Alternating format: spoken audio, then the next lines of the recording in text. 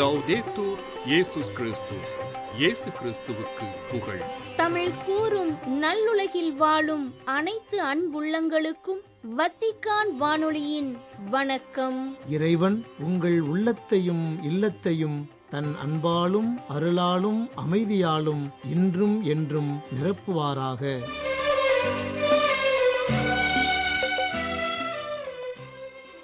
அன்பு நேயர்களே, வத்திக்கான் வானொலி இன்று உங்களுக்கு வழங்க இருக்கும் நிகழ்வுகள் தடம் தந்த தகைமை, விவிலிய தேடல் மற்றும் செய்திகள்.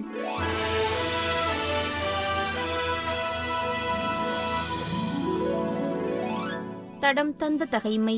தற்பெருமையால் வீழ்ந்த வெள்ளாட்டுக் கிடாய்.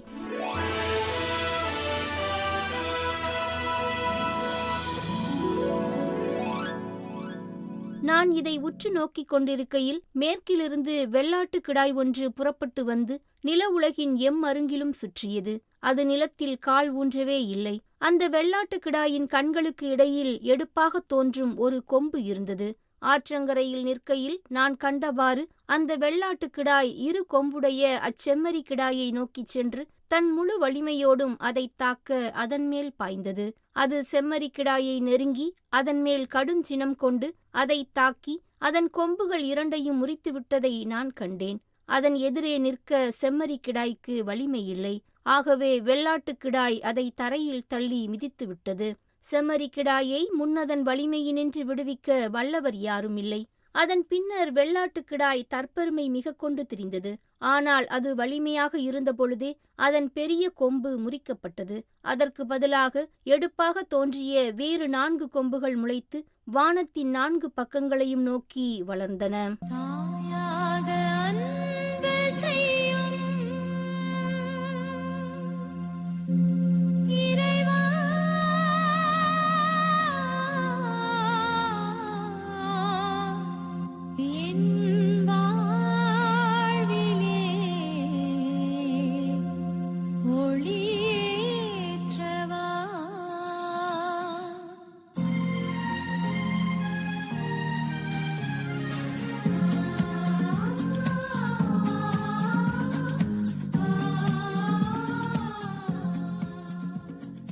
விவிலிய தேடல். திருப்பாடல் 33 பகுதி 6. தனக்கஞ்சுவோரை வாழ்விக்கும் கடவுள்.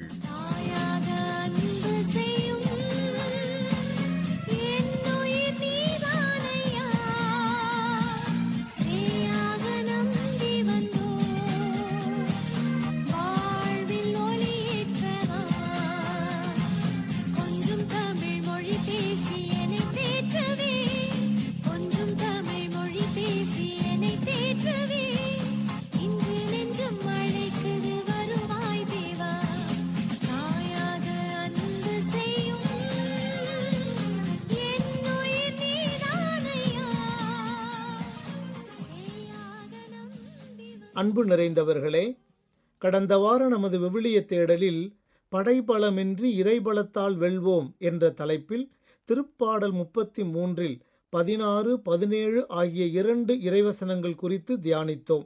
இவ்வாரம் அதனை தொடர்ந்து வரும் 18, 19 ஆகிய 2 இறைவசனங்கள் குறித்த நமது சிந்தனைகளை தொடர்வோம். இப்போது இறை ஒளியில் அவ்வார்த்தைகளை வாசிக்க கேட்போம். தமக்கு அஞ்சி நடப்போரையும் தம் பேரன்புக்காக காத்திருப்போரையும் ஆண்டவர் கண்ணோக்குகின்றார். அவர்கள் உயிரை சாவினின்று காக்கின்றார். அவர்களை பஞ்சத்திலும் வாழ்விக்கின்றார். அரசர் ஒருவர் நாட்டை ஆட்சி செய்து கொண்டிருந்தார். அவர் நற்குணங்கள் பல கொண்டவராக இருந்த போதிலும் அவ்வரசருக்கு கடவுள் நம்பிக்கை மட்டும் இல்லாதிருந்தது. ஒரு நாள் அரசர் நாட்டு நிலைமைகளை பற்றி அறிந்து கொள்ள மாறுவேடத்தில் நகர்வலம் சென்றார். அப்போது நகரத்தில் 2 பிச்சைக்காரர்கள் பிச்சை எடுப்பதை கண்டார். ஒருவர் கடவுள் பெயரை சொல்லி பிச்சை கேட்டார். இன்னொருவர் அரசரின் பெயரை சொல்லி பிச்சை கேட்டார். இதை கண்ட அரசர் தனது காவலர்களிடம் அந்த 2 பிச்சைக்காரர்களையும் தன் அவைக்கு அழைத்து வரும்படி ஆணையிட்டார். உடனே அவர்கள் மன்னரின் அவைக்கு அழைத்து வரப்பட்டார்கள். மன்னர் அவர்களிடம், நீங்கள் இருவருமே பிச்சை எடுப்பதை பார்த்தேன். ஒருவர் கடவுள் பெயரை சொல்லியும் இன்னொருவர் அரசராகிய என் பெயரை சொல்லியும் பிச்சை கேட்டீர்கள். அதற்கான காரணம் என்ன என்று கேட்டார். அப்போது கடவுள் நம்பிக்கை கொண்ட பிச்சைக்காரர், அரசே, இந்த உலகம் முழுவதையும் காப்பவர் கடவுள் மட்டும்தான். அவரின் அருளால் மட்டுமே ஒரு மனிதர் வாழ்வில் உயர்ந்த நிலைக்கு செல்ல முடியும். அது மட்டுமன்றி நாம் தெய்வ பயத்துடன் வாழும்போதும் அவர் மீது நம்பிக்கை கொண்டு அவரது அன்பிற்காக காத்திருக்கும் போதும் அவர் ஒருபோதும் நம்மை கைவிடுவதில்லை. அதனால்தான் நான் கடவுளின் பெயரை சொல்லி பிச்சை கேட்கிறேன் என்றார். அதற்கு மற்றொரு பிச்சைக்காரர், அரசே, கடவுள் கண்ணுக்குத் தெரியாதவர், அதனால் எனக்கு பயனொன்றும் இல்லை. ஆனால் கண்ணுக்குத் தெரிந்த மனிதர் அரசர் மட்டுமே. அவரால் மட்டுமே ஒருவர் செல்வந்தனாக மாற முடியும். அதனால்தான் மன்னராகிய உங்கள் பெயரைச் சொல்லி நான் பிச்சை கேட்கின்றேன் என்றார். அரசர் அவர்கள் இருவரையும் அனுப்பிவிட்டு தன் அமைச்சரிடம் இது பற்றி ஆலோசித்தார். அப்போது அமைச்சர் அரசரிடம், முதல் பிச்சைக்காரர் சொன்னதுதான் சரி அரசே. இறைவன் அருள் இருந்தால்தான் நாம் எந்த ஒரு உதவியையும் பெற முடியும் என்றார். அப்போது இறைவனின் அருளா அல்லது அரசரின் அருளா என்று சோதித்துப் பார்க்க விரும்பினார் அரசர். சில நாட்களில் அந்நாட்டிலுள்ள கோவில் ஒன்றில் திருவிழா நடைபெற்றது. அன்று மன்னர் குடிமக்களுக்கு சில பரிசுகள் அளிக்கப் போவதாக அறிவித்தார். ஆகவே பரிசுப் பொருட்களை பெறுவதற்கு குடிமக்கள் அனைவரும் வந்தனர். அவர்களுடன் அந்த 2 பிச்சைக்காரர்களும் வந்தனர். அவர்கள் ஒவ்வொருவருக்கும் மன்னர் புதிய துணி ஒன்றையும் கூடவே பரங்கிக்காய் ஒன்றையும் பரிசளித்தார்.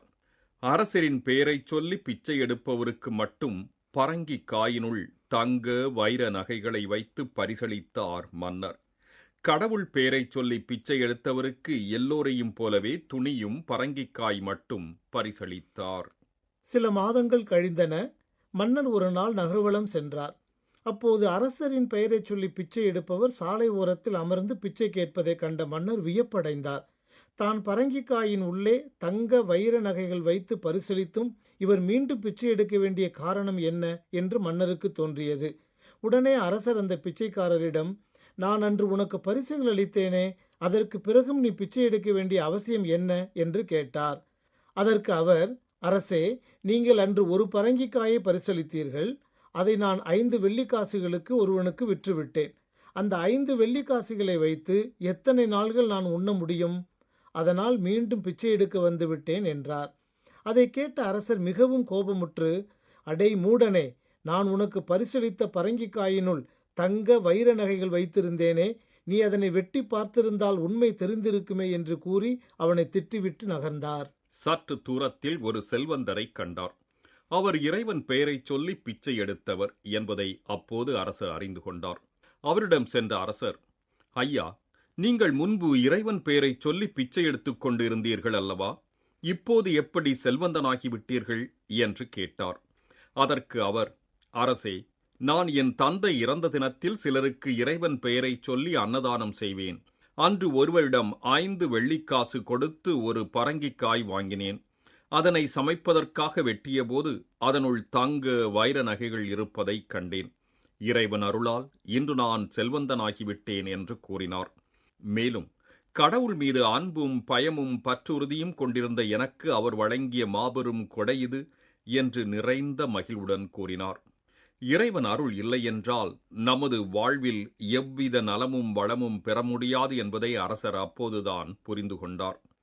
நாம் நல்லாட்சி செய்வதற்கும் இறைவன் அருளே காரணம் என்பதை அறிந்து கொண்ட அரசர் அன்று முதல் தெய்வ பயமும் கடவுள் மீது பற்றுறுதியும் கொண்டு வாழத் தொடங்கினார்.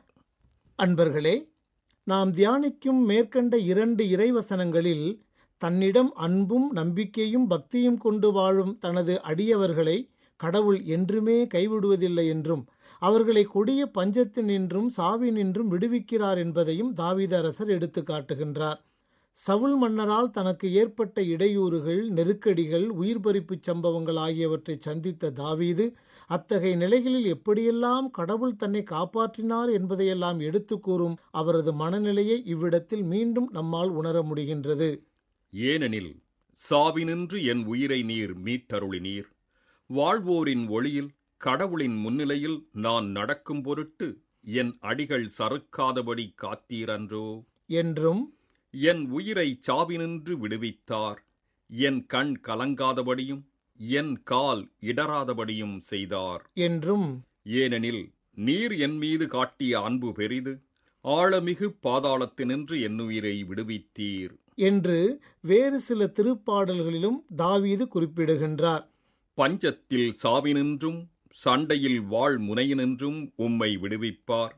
நாவின் சொல் அடியினின்றும் நீர் மறைக்கப்படுவீர். நாசமே வந்து விழுந்தாலும் நடுங்க மாட்டீர். அழிவிலும் பஞ்சத்திலும் நீர் நகுவீர். மண்ணக விலங்குகளுக்கு மருளீர் என்று கடவுள் மீது நாம் நம்பிக்கை கொள்ளும்போது கடவுள் நமக்கு தரும் பாதுகாப்பு பற்றியும் யோபு எடுத்து காட்டுகின்றார். அன்னை மரியா எலிசபெத்தை சந்திக்க சென்றபோது ஆண்டவருக்கு ஒரு புகழ் பாடல் இசைக்கின்றார். அப்பாடலில் இறைவனின் பண்பு நலன்கள் குறித்து மிகச் சிறப்பாக எடுத்துரைக்கின்றார். அவருக்கு அஞ்சி நடப்போருக்கு தலைமுறை தலைமுறையாய் அவர் இரக்கம் காட்டி வருகின்றார். அவர்தம் தோள் வலிமையை காட்டியுள்ளார். உள்ளத்தில் செருக்குடன் சிந்திப்போரை சிதறடித்து வருகின்றார். வலியோரை அரியணை நின்று தூக்கி எறிந்துள்ளார். தாழ்நிலையில் இருப்போரை உயர்த்துகின்றார். பசித்தோரை நலன்களால் நிரப்பியுள்ளார். செல்வரை வெறுங்கையராய் அனுப்பிவிடுகின்றார். அன்பு நிறைந்தவர்களே, அண்மையில் வாட்ஸ்அப்பில் ஒரு சிறிய காணொளி காட்சி ஒன்றை பார்த்தேன். அது என் மனதை மிகவும் கவர்ந்தது. தமிழகத்தில் இது எங்கு நிகழ்ந்தது என்று எனக்கு தெரியவில்லை. வயது முதிர்ந்த பாட்டி ஒருவர் சந்தையில் உடைந்த கூடை ஒன்றில் வாழைப்பழமும் புளிச்சக்கீரையும் விற்று கொண்டிருக்கிறார். அங்கே கீரை வாங்குவதற்கு தன் மனைவியுடன் வரும் ஒரு நபர் அப்பாட்டியை பார்த்து, ஒரு பாட்டு பாடேன் என்று கேட்கிறார். நீ வாங்க போற புளிச்சக்கீரைக்கு பாட்டா என்று அந்த பாட்டி சிரித்து கொண்டே கேட்க, ஆமாம், ஒரு பாட்டு பாடு என்று வந்தவர் கூற அந்த பாட்டி பாடத் தொடங்குகிறார். என்ன பாவம் செய்தேன்னு தெரியலையே, என் மேல இவ்வளவு அன்பு வச்சவரே, தாயின் கற்பத்திலே என்னை தூக்கி வளர்த்தவரே, ஏசப்பா, என்ன பாவம் செய்தேன்னு தெரியலையே, என் மீது இவ்வளவு அன்பு வச்சவரே என்று பாடிவிட்டு, இது போதுங்கய்யா என்கிறார் பாட்டி. வந்த நபரோ, சரி சரி, இன்னொரு பாட்டு பாடாயா, ரொம்ப நல்லா இருக்கு என்று வற்புறுத்தவே வானத்தை பார்த்தவாறு தனது இரு கரங்களையும் விரித்து உணர்வு பூர்வமாக பாடுகிறார் அந்த பாட்டி. தாய் மறந்தாலும் என்னை மறப்பதில்லையே, தந்தை வெறுத்தாலும் என்னை வெறுப்பதில்லையே, தாயோட மேலானவர் ஏசப்பா, தந்தை சொல் மாறாதவர் என்று பாடுகிறார். அவர் இரண்டாம் முறை அதனை பாடி முடிக்கும்போது அவரின் கண்களிலிருந்து ஆனந்த கண்ணீர் வழிந்தோடுகிறது. அவருடைய கண்களில் மட்டுமல்ல, அதனை கேட்டுக்கொண்டிருந்த நம் அனைவரின் கண்களிலும் தான். ஆம், அன்புக்குரியவர்களே, நம் கடவுள் வாழ்வோரின் கடவுள். அவர் நம்மை ஒருபோதும் கைவிடுவதில்லை. அவரது என்றுமுள்ள பேரன்பிற்காக காத்திருப்போரையும் திக்கற்றவர்களுக்கு தெய்வமே துணை என்று அவரிடம் தஞ்சம் புகுவோரையும் அவர் தேற்றி ஆறுதல் அளிக்கின்றார். இந்த உலகத்தால் நாம் ஒதுக்கப்பட்டாலும் அவரது இரக்கம் நிறை அன்பிலிருந்து நாம் ஒருபோதும் ஒதுக்கப்படுவதில்லை. ஆகவே அன்பு நிறைந்தவர்களே, நம்மை ஒவ்வொரு நொடிப்பொழுதும் கண்ணோக்கி நம் உயிரை சாவினின்று காத்து உடனிருந்து நம்மை வாழ வைக்கும் என்றுமுள்ள கடவுளுக்கு அஞ்சி வாழ்வோம். அதற்காக இந்நாளில் இறையரில் வேண்டி மன்றாடுவோம்.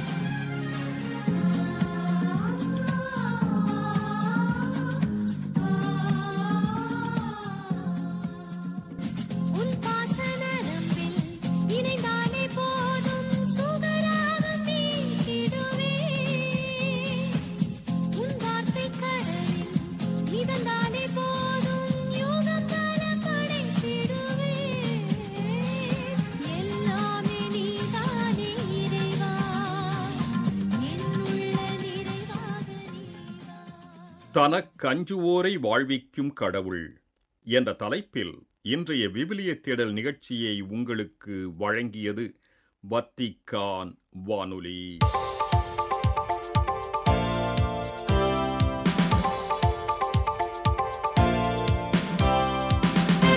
செய்திகள். உண்மையின் உரையாடல் என்பது நமது திரு அவைகளை ஒன்றிணைக்கும் அன்பின் வெளிப்பாடு என்றும், பிறரன்பு பணிக்கான உரையாடல் இறையியல் ரீதியாகவும் புரிந்து கொள்ளப்பட வேண்டும் என்றும் எடுத்துரைத்தார் திருத்தந்தை 14ஆம் லியோ. அக்டோபர் 27 திங்களன்று வத்திக்கானில் கிழக்கின் அசீரிய திரு அவையின் முதுபெரும் தந்தையான 3ஆம் மார் ஜவார்ஜிஸ் அவர்களையும் அவருடன் வருகை தந்த அசீரிய சபையின் உயர் அதிகாரிகளையும் சந்தித்தபோது இவ்வாறு கூறினார் திருத்தந்தை 14ஆம் லியோ. கத்தோலிக்க திரு அவைக்கும் கிழக்கின் அசீரிய திரு அவைக்கும் இடையிலான இறையியல் உரையாடலுக்கான ஒருங்கிணைந்த ஆணையத்தின் உறுப்பினர்களுக்கு தனது மனமார்ந்த வாழ்த்துக்களை தெரிவித்த திருத்தந்தை அவர்கள், சகோதரத்துவ சந்திப்பு மற்றும் இறையியல் உரையாடல்கள் ஒற்றுமைக்கான பாதையில் நல்லிணக்கத்தின் கட்டமைப்பு கூறுகள் என்பதற்கு சான்றளிக்கின்றன என்றும் கூறினார். 1994 திருத்தந்தை புனித 2ஆம் ஜான் பால் மற்றும் முதுபெரும் தந்தை 4ஆம் மார்திங்கா ஆகியோரின் கூட்டு பிரகடனத்தில் கூறப்பட்டுள்ளபடி, முழுமையாகவும் ஒன்றித்தும் இருக்க ஒற்றுமை என்பது நம்பிக்கையின் உள்ளடக்கம், சடங்குகள் மற்றும் திரு அவையின் அரசியலமைப்பு குறித்த ஒருமித்த கருத்தை முன்னிறுத்துகிறது என்றும் தெரிவித்தார் திருத்தந்தை. நமது இறையியல் உரையாடலின் அடுத்தடுத்த கட்டங்களுக்கான கட்டமைப்பை இப்பிரகடனம் வழங்கியது என்றும், கிறிஸ்துவியல் நம்பிக்கையில் ஒருமித்த கருத்தை எட்டிய பிறகு 1500 ஆண்டுகள் பழமையான சர்ச்சைகளின் தீர்வுக்குப் பிறகு உரையாடல் சடங்குகளின் நல்லிணக்க அங்கீகாரத்துடன் முன்னேறியது, திரு அவைகளுக்கு இடையே புனிதத்தில் ஒரு குறிப்பிட்ட தொடர்புக்கு வழிவகுத்தது என்றும் கூறினார் திருத்தந்தை. நிசையா திருச்சங்கத்தின் 1700வது ஆண்டானது அனைத்து மரபுகளின் கிறிஸ்தவர்களிடையே கூட்டொருங்கியக்கத்தின் வடிவங்களை நடைமுறைப்படுத்த நம்மை வழிநடத்தும் என்றும், புதிய கிறிஸ்தவ கூட்டொருங்கியக்க நடைமுறைகளுக்கு நம்மை ஊக்குவிக்கும் என்றும் தான் நம்புவதாக எடுத்துரைத்த திருத்தந்தை 14ஆம் லியோ அவர்கள், விண்ணக தந்தையை நோக்கிய ஜெபத்தினை அனைவரோடும் இணைந்து ஜெபித்து தனது கருத்துக்களை நிறைவு செய்தார். இன்றைய மற்றும் நாளைய திரு அவைக்கு ஒருங்கிணைந்த பார்வை தேவை என்பதை மாணவர்கள் ஒருபோதும் மறந்துவிடக் கூடாது என்றும், மாணவர்கள், ஆராய்ச்சியாளர்கள், அறிஞர்கள் ஆகியோரின் இரக்கமானது தொலைநோக்கு பார்வையை பெறுவது, கேள்விகளுக்கு அஞ்சாதது, அறிவுசார் சோம்பலை வெல்வது, ஆன்மீக பலவீனத்தை தோற்கடிப்பது என்றும் கூறினார் திருத்தந்தை 14ஆம் லியோ. அக்டோபர் 27 திங்கள் ரோம் உள்ளூர் நேரம் மாலை 5:30 மணியளவில் வத்திக்கான் தூய பேதுரு பெருங்கோவிலில் திருப்பீட பல்கலைக்கழகங்களில் பயிலும் மாணவர்களுக்கு திருப்பலி நிறைவேற்றி மறையுரையாற்றிய போது இவ்வாறு கூறினார் திருத்தந்தை 14ஆம் லியோ.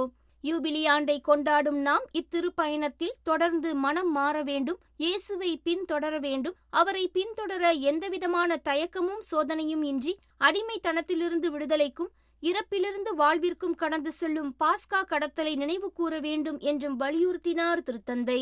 ஒரு மாணவன், ஒரு ஆராய்ச்சியாளன், ஓர் அறிஞனின் வாழ்க்கையை எந்த அருள் தொட முடியும் என்ற கேள்விக்கு ஒருங்கிணைந்த அருளின் பார்வை, எல்லைகளை கடந்து வரவேற்கும் பார்வை, எல்லைகளுக்கு அப்பால் செல்லும் திறன் கொண்ட பார்வை என்று பதிலளித்து தனது மறையுரையினை வழங்கினார் திருத்தந்தை. நற்செய்தியில் இடம்பெறும் கூன் விழுந்த பெண் பற்றிய நிகழ்வு குறித்து எடுத்துரைத்த திருத்தந்தை அவர்கள், இயேசுவால் குணமடைந்து ஒரு புதிய பார்வையின் அருளை அவர் பெற்றார் என்றும், பெரும்பாலும் மூடிய மனப்பான்மை, ஆன்மீக மற்றும் அறிவுசார் ஆர்வமின்மையுடன் இணைக்கப்பட்டுள்ள அறியாமையின் நிலையானது இப்பெண்ணின் நிலையை ஒத்திருக்கிறது என்றும் கூறினார். மனிதர்கள் தங்களை கடந்து தங்களது சொந்த அனுபவம், சொந்த கருத்துக்கள், நம்பிக்கைகள் மற்றும் வடிவங்களை தாண்டி பார்க்க இயலாத போது அவர்கள் சிறையில் அடைக்கப்படுகிறார்கள், அடிமைகளாகவே இருக்கிறார்கள். தங்கள் சொந்த தீர்ப்பை உருவாக்க அவர்களால் இயலாது என்று கூறிய திருத்தந்தை அவர்கள், நற்செய்தியில் உள்ள கூன் விழுந்த பெண்ணைப் போலவே எப்போதும் சுயநல பார்வையின் கைதிகளாக இருப்பது ஆபத்து என்றும் சுட்டிக்காட்டினார். வாழ்க்கையில் முக்கியமான பல அடிப்படை விடயங்கள் நமக்கு நாமே கொடுக்கப்படுவதில்லை, அவற்றை நாம் மற்றவர்களிடமிருந்து பெறுகிறோம். இது கடவுளின் அருள் என்று வலியுறுத்திய திருத்தந்தை அவர்கள், இயேசுவால் குணமடைந்த அப்பெண் நம்பிக்கையை பெறுகிறார், தனது பார்வையை உயர்த்தி வித்தியாசமான கண்ணோட்டத்தில் இவ்வுலகை காண்கிறார் என்றும் எடுத்துரைத்தார் திருத்தந்தை.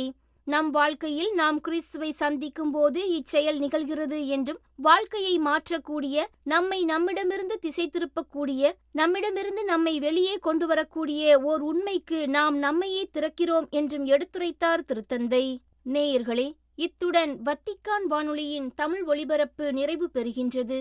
தொடர்வது அதன் மலையாள நிகழ்ச்சிகள். உங்களது ஆர்வமுள்ள செவிமடுத்தலுக்கு நன்றி. வணக்கம்.